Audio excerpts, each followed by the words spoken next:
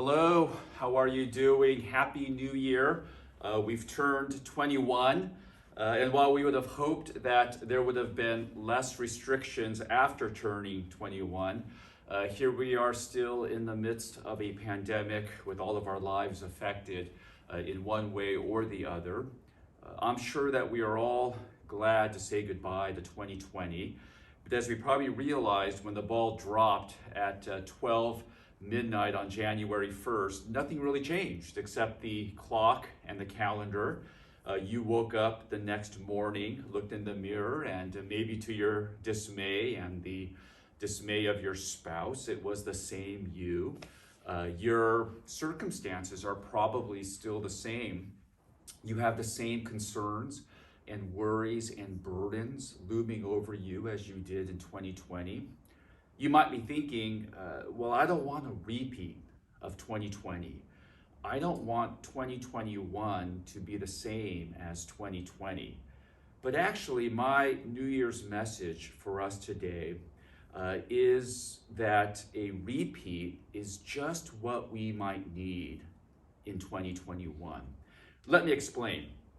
The kind of repeat I am talking about is the repeat of the disciple Peter, hence a repeat. Now, I do love puns, but I also love Peter. He gives me hope. He reminds me that the original disciples, him included, they were human. He reminds me that following Jesus is not easy. It has its highs and its lows. He reminds me that you could walk right next to Jesus, touch him with your very hands, eat with Jesus, and still not get it, and still not understand everything, and still mess up and stumble along the way. Peter reminds me that it's more about progression than it is about perfection. How many of you needed to hear that today? I know I did. If I could summarize Peter's life, it would be like this: fall, get up, repeat. But this was not a hopeless cycle of despair for Peter. It would have been if he did not have Jesus in his life, or perhaps more accurately, if Jesus did not have a hold of Peter and his life. Jesus loved Peter, and Peter loved Jesus. The repeat that Peter experienced was the repeat restoration of Jesus. More than forgetting 2020, we need a restoration from 2020. This is the repeat that we need for 2021. The text this morning is John chapter 21, verses 15 through 19. And it says this: When they had finished breakfast, Jesus said to Simon Peter, "Simon, son of John, do you love me more than these?" He said to him, "Yes, Lord, you know that I love you." He said to him, "Feed my lambs." He said to him a second time, "Simon, son of John, do you love me?" He said to him, "Yes, Lord, you know that I love you." He said to him, "Tend my sheep." He said to him the third time, "Simon, son of John, do you love me?" Peter was grieved because he said to him the third time, "Do you love me?" And he said to him, "Lord, you know everything. You know that I love you." Jesus said to him, "Feed my sheep. Truly, truly, I say to you, when you were young, you used to dress yourself and walk wherever you wanted. But when you are old, you will stretch out your hands, and another will dress you and carry you where you do not want to go." This he said to show by what kind of death he was to glorify God. And after saying this, he said to him, "Follow me." Peter's hurt here is understandable. Jesus, did you really have to repeat the question 3 times? Didn't you believe me the first time I said I love you? Jesus, for the 3rd time, yes, I love you. We can easily relate to Peter, I'm sure. Let's reflect a bit on how Peter got to this moment here with Jesus. And I think the repeat, or in this case, the three-peat, will make sense. Up to this point, Peter has had some forgettable moments with Jesus, some notable failures. I'm sure 2020 has had its forgettable moments for you. Remember the time when Peter tried to walk on water? Yeah, that was not one of his best moments. Jesus told his disciples to get into a boat and that he would meet them on the other side after he had spent time alone praying on the mountain. And so there the disciples were in the middle of the water, the choppy waters, and they see this figure walking on water, and they freak out. It's a ghost, they say. But immediately Jesus says, do not be afraid. It's me. And then Peter, being Peter, said to Jesus, if it's you, command me to come to you on the water. And Jesus said, come. But as Peter got out into the water, he took his eyes off of Jesus and looked at the wind and the waves, and fear paralyzed him, and he began to sink. Lord, save me, he cried out. Fear has a way of putting lead in our feet, doesn't it? And so Jesus reached out his hand, took hold of Peter, and also gave him a mild rebuke. Oh, you of little faith, why did you doubt? Perhaps you've had a similar failure of faith this past year where you took your eyes off of Jesus, maybe even just for a moment, and fear paralyzed you, and you found yourself sinking maybe into a pit of hopelessness or despair. You would be in good company.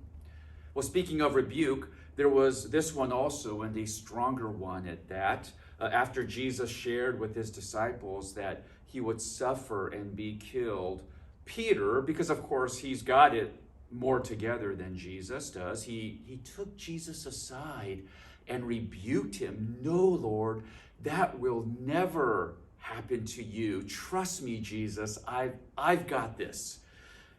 And then Jesus looked directly into Peter's eyes and rebuked him. Get behind me, Satan. You are a hindrance to me, for you are not setting your mind on the things of God, but on the things of man. If anyone wanted to avoid the cross, or wanted Jesus to avoid the cross, it was Satan.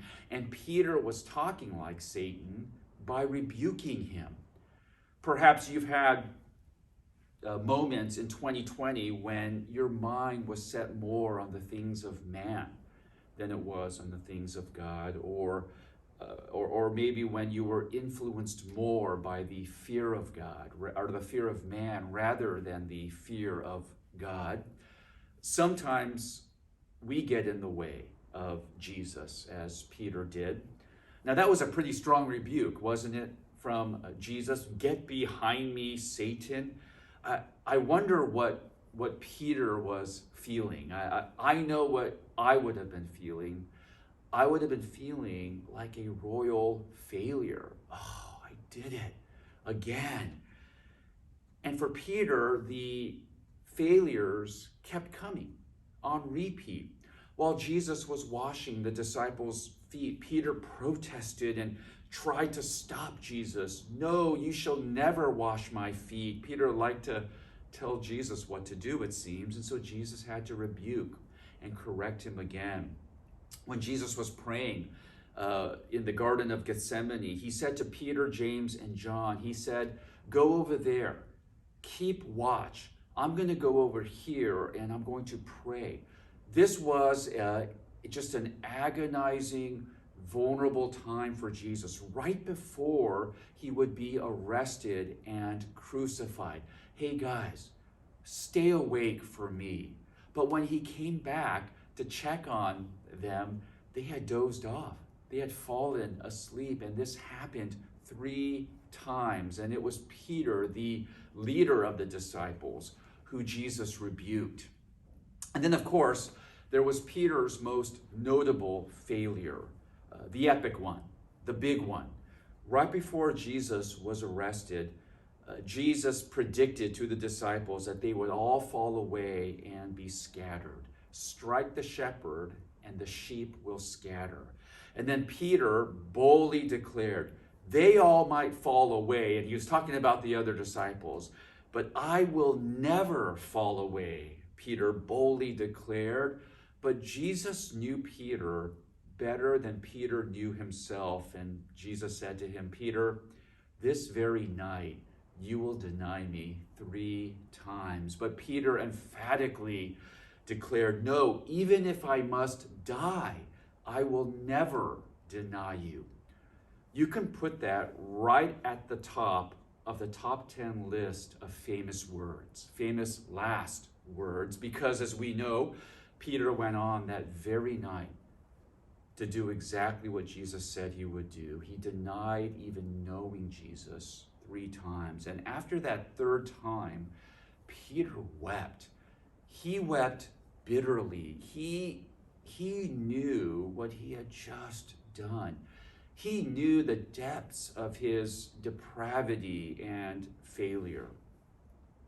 None of us wants to come to that point. But I tell you what, there are times when we need to come to that point. I'm sure Peter wanted to forget the past year. In fact, that's what he may have been trying to do when we come to John chapter 21. By this time, Jesus has resurrected from the dead, and he has already appeared twice to the disciples. And here in chapter 21, Jesus reveals himself for a 3rd time to 7 of the disciples, Peter included. That number 3 is a theme here, isn't it? And what was Peter doing when Jesus appeared this 3rd time to them? He was fishing. Remember, that was his profession.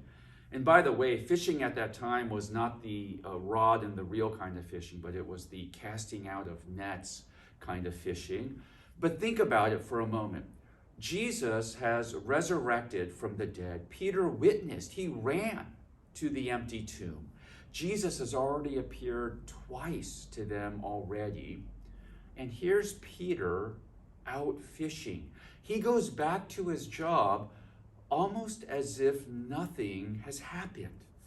Perhaps Peter was still trying to process and understand everything that had just happened. And so he did what was familiar to him. Plus, he still probably had a family to provide for. But I also think that Peter was struggling with a deep sense of failure because of those 3 denials. Remember when Jesus first called Peter to follow him? Peter was fishing at that time as well. Jesus performed a miracle and told them to put their nets down into the water, and they had this huge haul of fish, and Peter fell to his knees before Jesus and cried out, "Depart from me, for I am a sinful man, O Lord." And Jesus said to Peter, "Don't be afraid. Don't be afraid. Follow me, and I will make you fishers of men." He was calling Peter to join him on mission to proclaim the gospel. But now, after all his repeated failures and the big epic one of denying Jesus, Peter is probably thinking, what good am I? What can I do for Jesus? It's been confirmed.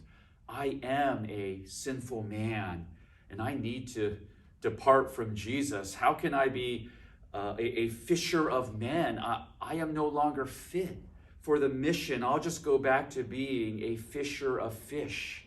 And so there he is, out on the boat, fishing when the resurrected Jesus appears on the shore.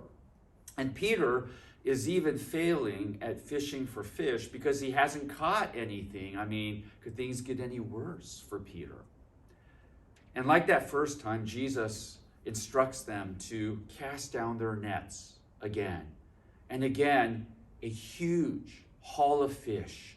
And at this moment, the disciple John shouts, "Peter, it's the Lord. It's Jesus."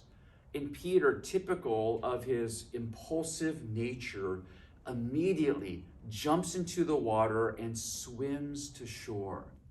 And when he gets there, he finds that Jesus has a charcoal fire going. and Jesus is grilling fish, and he has bread ready. You got to love this. Jesus is making breakfast for the disciples. He's grilling fish. If you want to be like Jesus in 2021, keep on grilling. And I love this too. He says to the disciples, "Come and have breakfast.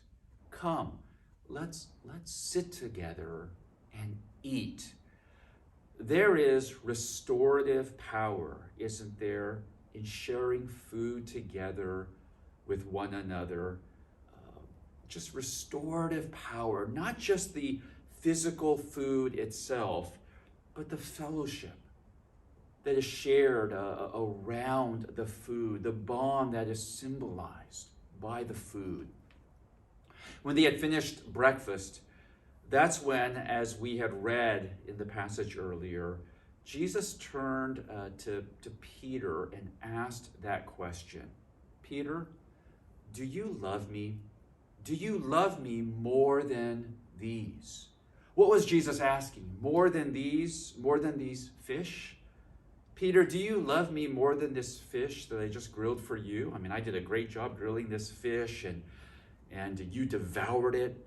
Do you love me more than this fish?" I don't think that's what Jesus was asking. Remember how Peter boldly declared, "Even if all the other disciples fall away, I will never fall away." And at that time, Peter was basically saying, "Jesus, I love you more than the other disciples love you, and I will prove it to you by never falling away from you." And then he went out and denied even knowing Jesus at all. And so here, Jesus asks, "Do you love me more than the others love me?" This was an opportunity for a repentant Peter to be restored by the grace and the forgiveness of Jesus. "Yes, Jesus, you know that I love you." Then Peter, Jesus says, "You're still with me on mission. You're still a fisher of men. Feed my lambs." In other words, Peter, you're not done. It's not over for you. I'm not done with you yet. You may have had a forgettable year, but I have not forgotten you. Peter's failure would not define him, but by the restorative grace and forgiveness of Jesus, those failures would develop him into a key leader in the gospel movement, a key leader in the beginning of the church. Now, Jesus could have stopped with that first "do you love me" question, but he repeats it 2 more times, a three-peat. Why? How many times did Peter deny Jesus? He denied him 3 times. This is Jesus' way of saying, "Peter, for every time, for each time you denied me, you are restored, fully restored. Now follow me," Jesus says. With Jesus, the forgettable is forgivable, and the repentant are restored. This doesn't mean that life became easier for Peter. In fact, in John 21, Jesus hints at the kind of death that Peter would die for the sake of the gospel, for the sake of Christ. Tradition tells us that Peter was martyred in Rome around AD 65, and he was crucified upside down because he believed that he was not worthy to be crucified right side up in the same manner that Jesus was. Oh, I absolutely believe that Peter loved Jesus. He meant it. He meant it when Jesus asked him, "Do you love me?" And he said, "Yes, I love you." I believe that Peter meant it. Peter was repentant, and when he said, "I love you, Jesus," he meant that. Now, Peter wasn't perfect. Life for him was not perfect, but he was repentant and then restored. Put that on repeat in 2021. Yes, Peter put his foot in his mouth all the time, but it was those same feet that fell at the feet of Jesus in humble repentance and worship. It was those same feet that always ran to Jesus and not away from Jesus. May we go into 2021 like Peter, running to Jesus. Fall, get up, repeat. That's how we are going to get through 2021. God bless you.